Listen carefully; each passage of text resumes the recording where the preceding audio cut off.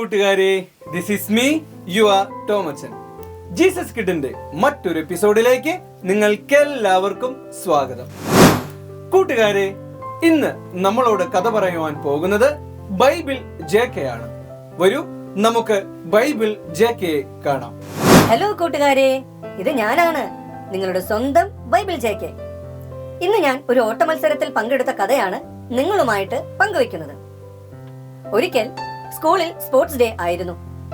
Sports ഡേയിൽ running കോമ്പറ്റീഷന് ഞാൻ എന്റെ പേര് നൽകിയിരുന്നു. മത്സരത്തിന്റെ തലേ ദിവസം സൈക്കിളിൽ നിന്ന് വീണ് എനിക്ക് പരിക്ക് പറ്റി. അതെന്നെ വളരെയധികം സങ്കടപ്പെടുത്തി. എന്തു ചെയ്യണമെന്നറിയാതെ ഞാൻ ബൈബിൾ തുറന്നപ്പോൾ എനിക്ക് ലഭിച്ച വചനം സങ്കീർത്തനങ്ങളിലെ 31 അധ്യായത്തിലെ 24 വാക്യമായിരുന്നു.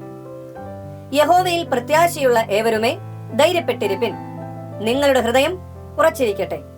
നമുക്കൊന്നും കൂടെ റിപ്പീറ്റ് ചെയ്യാം.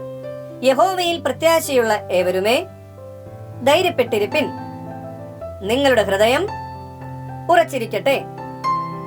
അങ്ങനെ ആ വചനം എന്നെ ശക്തിപ്പെടുത്തി. എന്റെ ഹൃദയം ശക്തിയായി നാളെ നടക്കുവാൻ പോകുന്ന മത്സരത്തിന് വേണ്ടതായ പ്രചോദനം നൽകി. അങ്ങനെ ഞാൻ മത്സര ദിവസം സ്കൂളിൽ വന്നപ്പോൾ എന്റെ കൂട്ടുകാർ എന്നോട് ചോദിച്ചു, നിനക്ക് ഈ മത്സരത്തിൽ വിജയിക്കുവാൻ സാധിക്കുമോ? പരിക്ക് നിന്നെ അലട്ടുമോ എന്ന്. അപ്പോൾ ഞാൻ മറുപടിയായിട്ട് എന്റെ സുഹൃത്തുക്കളോട് വിശുദ്ധ ലൂക്കോസിന്റെ സുവിശേഷത്തിലെ 1 അധ്യായം 37 വചനം പറഞ്ഞു നൽകി. അത് ഇപ്രകാരമായിരുന്നു: ദൈവത്തിന് ഒരു കാര്യവും അസാധ്യമല്ലല്ലോ. നമുക്കൊന്നുകൂടെ റിപ്പീറ്റ് ചെയ്യാം. ദൈവത്തിന് ഒരു കാര്യവും അസാധ്യമല്ലല്ലോ. ഈ വചനം കേട്ടതും എന്റെ കൂട്ടുകാർ എന്നെ മത്സരത്തിന് നന്നായി പ്രോത്സാഹിപ്പിച്ചു. അതിനുശേഷം ഞാൻ മത്സരത്തിനായി ട്രാക്കിൽ വന്നു. വിസിൽ മുഴങ്ങിയതും ഞാൻ ഓട്ടം ആരംഭിച്ചു. പക്ഷേ പെട്ടെന്ന് ഞാൻ വീണുപോയി. ആ സമയത്ത് ഞാൻ ആകെ ഭയപ്പെട്ടു, ആകെ സങ്കടത്തിലായി. ആ നിമിഷത്തിൽ പെട്ടെന്നാണ് എനിക്ക് യെശയ്യാ പ്രവാചകന്റെ 40 അധ്യായത്തിലെ 31 വചനം ഓർമ്മ വന്നത്. എങ്കിലും യഹോവയെ കാത്തിരിക്കുന്നവർ ശക്തിയെ പുതുക്കും, അവർ കഴുകന്മാരെ പോലെ ചിറകടിച്ചു കയറും, അവർ തളർന്നു പോകാതെ ഓടുകയും ക്ഷീണിച്ചു പോകാതെ നടക്കുകയും ചെയ്യും. നമുക്കൊന്ന് റിപ്പീറ്റ് ചെയ്യാം. എങ്കിലും യഹോവയെ കാത്തിരിക്കുന്നവർ ശക്തിയെ പുതുക്കും, അവർ കഴുകന്മാരെ പോലെ ചിറകടിച്ചു കയറും, അവർ തളർന്നു പോകാതെ ഓടുകയും ക്ഷീണിച്ചു പോകാതെ നടക്കുകയും ചെയ്യും. ഈ വചനം എന്റെ ഹൃദയത്തിൽ മുഴങ്ങിയതും ഞാൻ എഴുന്നേറ്റ് ഓടുവാൻ തുടങ്ങി. എന്റെ കൂട്ടുകാർ എന്നെ ശക്തമായി പ്രോത്സാഹിപ്പിച്ചു. പെട്ടെന്നാണ് ഞാൻ എന്റെ മുൻപിൽ ഓടുന്ന ഒരു മത്സരാർത്ഥി ട്രാക്കിൽ വീഴുന്നത് കണ്ടത്. ഞാൻ വേഗം ഓടിച്ചെന്ന് അവനെ എടുത്തുപൊക്കി വീണ്ടും ഓട്ടമത്സരം പുനരാരംഭിക്കുവാൻ അവന് ശക്തി നൽകി.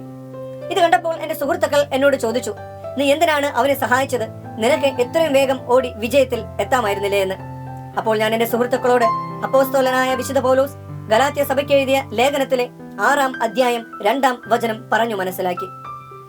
തമ്മിൽ തമ്മിൽ ഭാരങ്ങളെ ചുമപ്പിൻ, ഇങ്ങനെ ക്രിസ്തുവിന്റെ ന്യായപ്രമാണം നിവർത്തിപ്പിൻ. നമുക്കൊന്നുകൂടെ റിപ്പീറ്റ് ചെയ്യാം.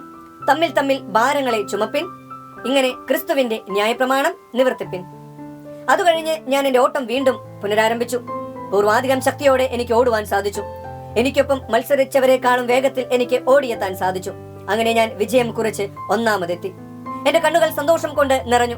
ഞാൻ ഉച്ചത്തിൽ അപ്പോസ്തലനായ വിശുദ്ധ പൗലോസ് കൊരിന്ത്യ സഭയ്ക്ക് എഴുതിയ 1 ലേഖനത്തിലെ 15 അധ്യായം 57 വചനം വിളിച്ചു പറഞ്ഞു: നമ്മുടെ കർത്താവായ യേശുക്രിസ്തു മുഖാന്തരം നമുക്ക് ജയം നൽകുന്ന ദൈവത്തിന് സ്തോത്രം. വരൂ, നമുക്കൊന്നും കൂടെ റിപ്പീറ്റ് ചെയ്യാം. നമ്മുടെ കർത്താവായ യേശുക്രിസ്തു മുഖാന്തരം നമുക്ക് ജയം നൽകുന്ന ദൈവത്തിന് സ്തോത്രം. ആ സമയം സുഹൃത്തുക്കൾ എല്ലാവരും എന്നെ എടുത്തുയർത്തി ആഹ്ലാദം പങ്കിട്ടു. കൂട്ടുകാരെ, ബൈബിളിനെ ഏറെ ഇഷ്ടപ്പെടുന്ന വ്യക്തിയാണ് ബൈബിൾ JK. തിരുവചനം അനുസരിച്ച് ജീവിച്ചതുകൊണ്ടാണ് ബൈബിൾ JKക്ക് നേട്ടം കൈവരിക്കുവാൻ സാധിച്ചത്. ബൈബിൾ JK പോലെ നാമും തിരുവചനം അനുസരിച്ച് ജീവിക്കുന്നവരാണെങ്കിൽ വലിയ വലിയ നേട്ടങ്ങൾ കരസ്ഥമാക്കുവാൻ എനിക്കും നിങ്ങൾക്കും സാധിക്കും.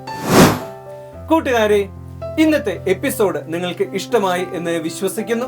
ജീസസ് കിഡിന്റെ മറ്റൊരു എപ്പിസോഡുമായിട്ട് നമുക്ക് വീണ്ടും കണ്ടുമുട്ടാം. അതുവരെ this is me your Tomachan signing of.